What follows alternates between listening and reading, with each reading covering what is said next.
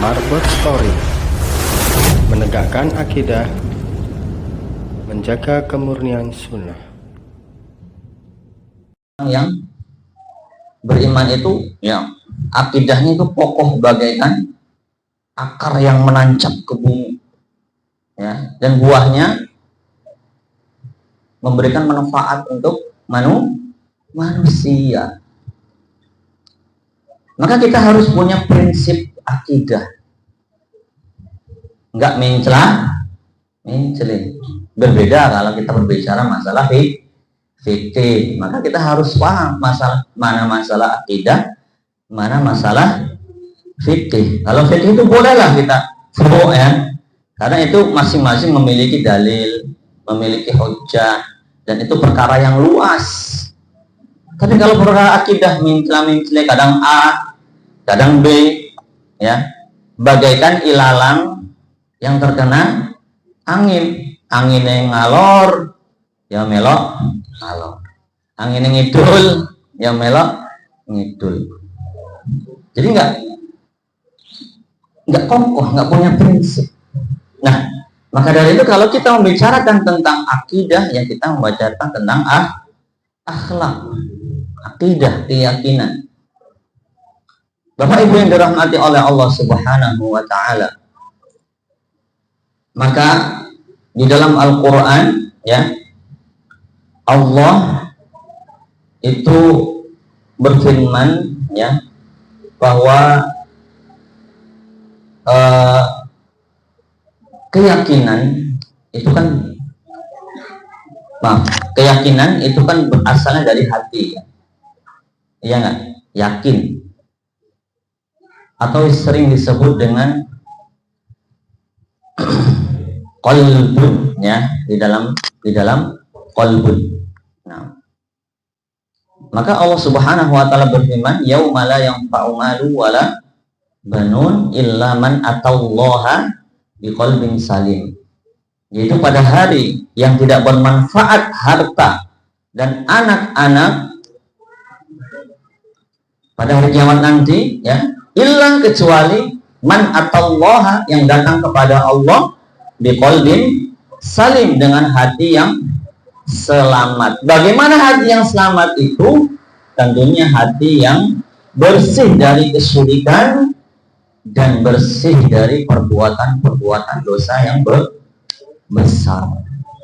Ya. Maka kenapa ya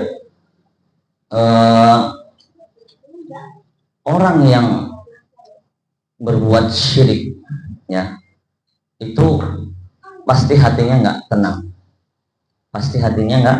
tenang, was-was, bimbang, dan lain sebagainya. Dan syirik nanti insya Allah kalau ada kesempatan lain ya, kita akan membicarakan lebih luas lagi apa itu syirik ya, karena syirik ini memang yang sangat berbahaya dan merupakan dosa besar, yang paling besar bahkan ya, dosa yang paling besar, karena ada 7 dosa besar yang disebutkan para ulama, dikumpulkan dari dalil Al-Quran dan dalil-dalil hadis Nabi Muhammad SAW ya. Di antara yang pertama itu adalah syirik ya, syirik. Apa itu syirik ya? Syirik dalam surat Luqman itu disebutkan inna syirka la zulmun azim. Sesungguhnya syirik itu adalah benar-benar sebuah kezaliman yang besar. Kenapa syirik disebut kezaliman? Kenapa syirik disebut kezaliman? Apa itu zalim? Menempatkan sesuatu bukan pada tempatnya. Harusnya kita ngajar jam 7, kita berangkat jam 7.30, bukan pada tempatnya ataupun pada waktunya. Itu zalim. Banyak ya.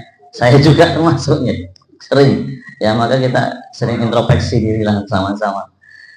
Atau kita membuang sampah tidak pada tempatnya, itu juga zalim. Lalu kenapa kok syirik disebutkan kezaliman yang besar? Karena tidak menempatkan pada tempatnya. Karena asal kita diciptakan di dunia ini adalah untuk menyembah Allah, wa ma khalaqtul jinna wal insa illa liya'budun, kecuali hanya untuk menyembahku, kata Allah Subhanahu wa taala. Lalu ketika kita diciptakan keluar dari perut ibu kita, sudah diberikan petunjuk, hidayah, kemudian kita menolak, berarti kan melenceng, ya, tidak menempatkan sesuatu pada tempatnya. Maka syirik itu adalah sebuah kezaliman, tapi kezaliman yang besar. Baik, Bapak Ibu dirahmati oleh Allah Subhanahu wa taala, pada kesempatan hari ini insya Allah saya akan membawakan sebuah tema atau sebuah nasihat salah seorang sahabat Nabi Muhammad Sallallahu Alaihi Wasallam, yang ini mencakup tentang akhlak kepada Allah, kemudian akhlak kepada diri sendiri, dan akhlak kepada orang lain. Ya, meskipun nanti lebih luas lagi sebenarnya penjelasannya, namun di sini saya ambil dari sebuah nasihat salah seorang sahabat Nabi Muhammad Sallallahu Alaihi Wasallam, yang dimana beliau termasuk salah satu dari 10 sahabat Nabi yang dijanjikan masuk surga.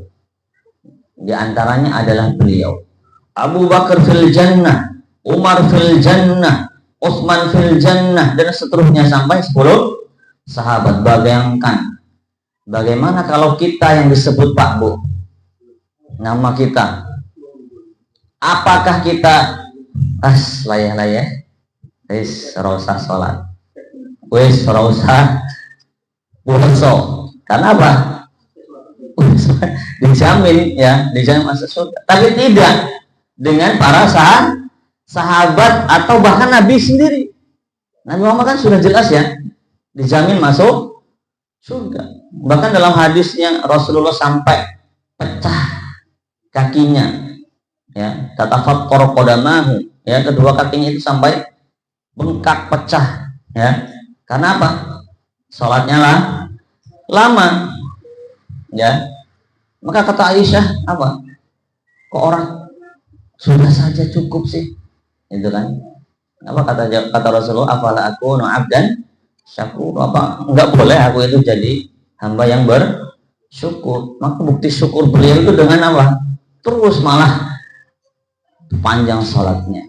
Nah, begitu pula dengan para sahabat Nabi Muhammad Sallallahu Alaihi Wasallam. Bahkan dikisahkan Umar bin Khattab radhiyallahu anhu, ya, pernah, ya, jadi turun sebuah firman dari Allah Subhanahu wa taala, nama-nama orang munafik. Nama-nama orang munafik kepada siapa? Rasulullah. Kemudian Rasulullah kabarkan kepada hanya satu orang. Kabarkan kepada hanya satu orang, yaitu Hudzaifah bin Al-Yaman. Hudzaifah bin Al-Yaman, yaitu makanya dia dijuluki sebagai Shahibus Sir, pemilik rahasia, nama-nama rahasia. Jadi nggak boleh dikabarkan nama-nama orang-orang munafik. Ada berapa gitu disebutkan, ya, saya lupa. Ada yang tahu, Pak? Puluhan lah, ya. Ketika mendengar itu bahwa Hudzaifah bin Al-Yaman ini disebutkan, dikasih tahu nama-nama orang munafik, apa yang tanggapan Umar? Nanya, saya termasuk enggak orang munafik tersebut? Sekelas Umar bin Al-Khattab nanya, masih takut beliau, saya masuk enggak termasuk orang munafik? Bayangkan kalau kita, ya kan, wah nggak mungkin saya nggak mungkin terdaftar dengan PD, padahal dijamin surga enggak, ya kan, ibadah ya alhamdulillah lah, yang wajib-wajib saja, ya, itulah. Baik, kembali ke mana tadi, ya, sahabat Nabi Muhammad, diantaranya adalah Sa'ad bin Abil Waqqas, ya, Sa'ad bin Abi Al-Waqqas. Nah, Sahabat Nabi Muhammad ini, Sa'ad bin Abi Al-Waqqas, ketika hendak meninggal dunia, ya, beliau itu berwasiat kepada anaknya, ya, berwasiat kepada anaknya. Dan biasanya orang-orang seperti ini, ya, terutama sahabat Nabi, ya, yang dijanjikan surga, terutama, ya kalau nasihat kita mah apa ya? Kita mah jadi surga enggak, ya kan? Ibadah pas-pasan, ya. Tapi kalau sahabat Nabi ini, ya, perlu kita pertimbangkan dan kita pikirkan dan kita usahakan untuk amalkan dalam kehidupan sehari-hari. Apa nasihatnya? Ya. Ya bunayya, idza aradta an tusalliya fa ahsin wudu'aka. Tsumma shalli salatan la tara annaka la tusalli ba'daha abada. Ini nasihat yang pertama. Wahai anakku, apabila kamu hendak salat, maka perbaguslah wudu'mu. Perbaguslah apa? Wudu'mu. Kemudian salatlah dengan salat yang seakan-akan itu adalah salat yang terakhir. Ini nasihat yang pertama. Nasihat yang kedua, ya bunayya, wahai anakku, iyyaka wat-tama' fa innahu faqrun hadir wa 'alaika bil iyas fa innahul ghina. Apa nasihat yang kedua? Wahai anakku, iyyaka wat-tama', hindarilah darimu sifat tamak. Sifat apa? Tamak. Fa innahu faqrun hadir. Karena sesungguhnya tamak itu adalah kemiskinan yang sejati. Kemiskinan yang sejati. Tamak, rakus. Ya. Punya udah 10 mobil, mungkin nggak pengen nambah lagi. Mungkin itu sebenarnya kemiskinan yang sejati. Wa 'alaika bil iyas fa innahul ghina. Dan jangan kamu itu menginginkan apa yang dimiliki oleh orang lain, karena sesungguhnya itu adalah kekayaan yang sejati. Karena ketika kita ingin memiliki apa yang dimiliki oleh orang lain, ini awal dari tamak tadi, ya, awal dari tamak tadi, kepo terhadap milik orang lain, ya. Nah, maka jauhilah itu, ya. Ini yang kedua. Nanti kita bahas satu persatu kalau cukup. Kemudian yang ketiga, wa iyyaka wa ma yu'tadaru ilaihi minal qawli wal fi'li, ya, waf'al ma badalak. Wahai anakku,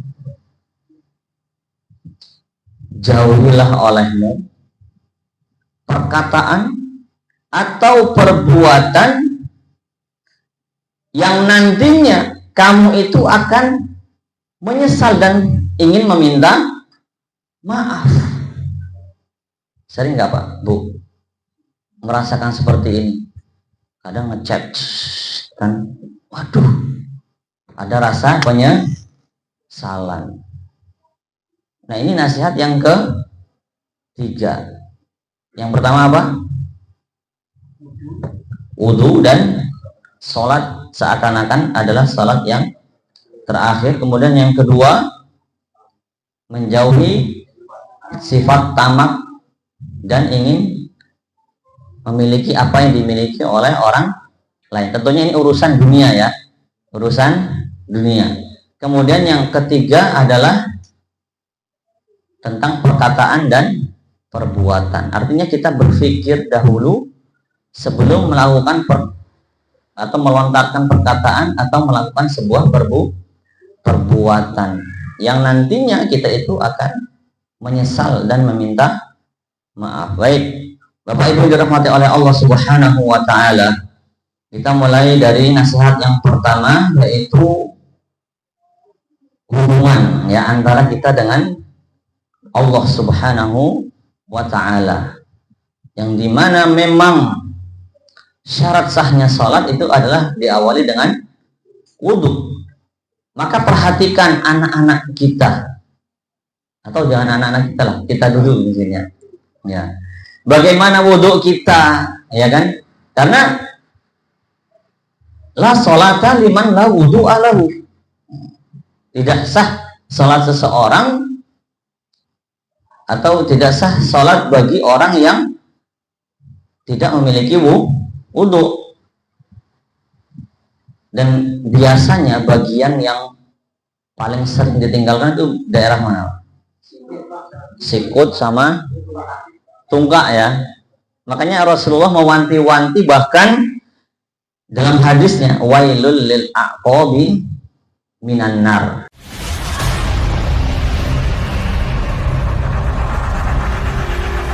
Marbot Story, menegakkan akidah, menjaga kemurnian sunnah.